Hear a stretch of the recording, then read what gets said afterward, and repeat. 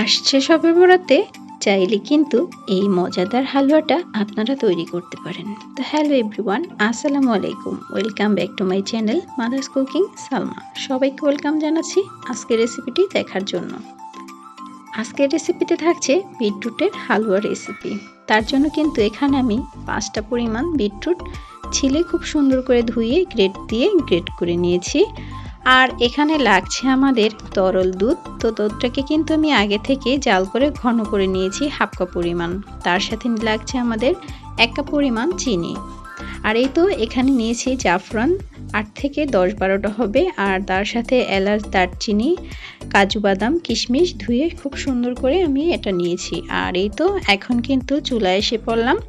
একটা প্যানের মধ্যে কিন্তু পর্যাপ্ত পরিমাণ তেল দিয়ে মশলাগুলো খুব ভালো করে এখন একটু ভেজে নেব। তার সাথে কিন্তু গ্রেট করে রাখা বিটরুটের গ্রেটগুলো দিয়ে দিচ্ছি। আর এই তো বিটরুটের হালুয়াটা আপনারা যদি না খেয়ে থাকেন তাহলে কিন্তু আপনারা চাইলে এবার শবে বরাত উপলক্ষে বানিয়ে নিতে পারেন। পুষ্টিগুণে ভরপুর আর খেতে হয় কিন্তু ভীষণ মজার। চাইলে একবার এই রেসিপিটি ট্রাই করতে পারেন। আর এই তো এখন কিন্তু তেলের সাথে আমি বেশ কিছুক্ষণ বিটরুটটা খুব সুন্দর করে ভেজে নিব যেন কাঁচা গন্ধটা চলে যায়। তো কিছুক্ষণ ভাজার পর কিন্তু এখানে অ্যাড করে দিচ্ছি এখন জাল করে রাখা তরল দুধ। আর দুধটা দিয়ে এখন কিন্তু একটু হালকা করে নেড়েচেড়ে তারপর আমি কিন্তু ঢেকে দিব 10 থেকে 15 মিনিটের মতো সিদ্ধ হওয়ার জন্য।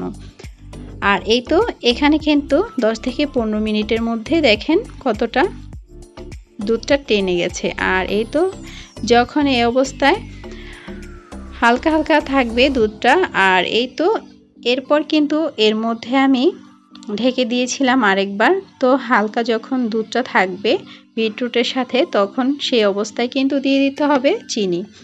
তো চিনিটা দেওয়ার পর কিন্তু পানি ছেড়ে যাবে। তো ওই পানিতে কিন্তু খুব সুন্দর করে বিটরুটটা সিদ্ধ হয়ে যাবে। আর এই তো এই অবস্থায় কিন্তু এখন আবারও একটু নেড়েচেড়ে দিচ্ছি। চিনিটা যেহেতু দিয়েছি ঘন নিচে লেগে যেতে পারে, কিছুক্ষণ পর পর নেড়েচেড়ে দিতে হবে। আর এখন কিন্তু খুব সুন্দর করে দেখতে পাচ্ছেন পানিটা ভালো করে বিটরুটের গা থেকে টেনে যাচ্ছে। আর অনবরত নেড়েচেড়ে নিতে হবে। তো এই অবস্থায় কিন্তু একটু ঢেকে দিয়েছিলাম আমি আবারও অফ ক্যামেরায়। তো এই একইভাবে কিন্তু একটু সময় নিয়ে এটা রান্না করে নিতে হবে।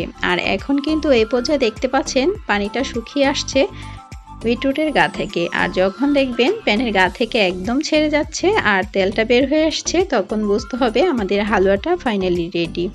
তো এখানে কিন্তু হালুয়াটা একদমই রেডি হয়ে গেছে। তো আমি আপনাদের সাথে এবার কিন্তু ডেকোরেশন করে দেখিয়ে দিচ্ছি। এই তো এখানে কিন্তু আমি একটা সার্ভিং ডিশে সুন্দর করে এটা ছড়িয়ে নিয়েছি। এখন উপর থেকে কিছু ফ্রুটস দিয়ে দিচ্ছি।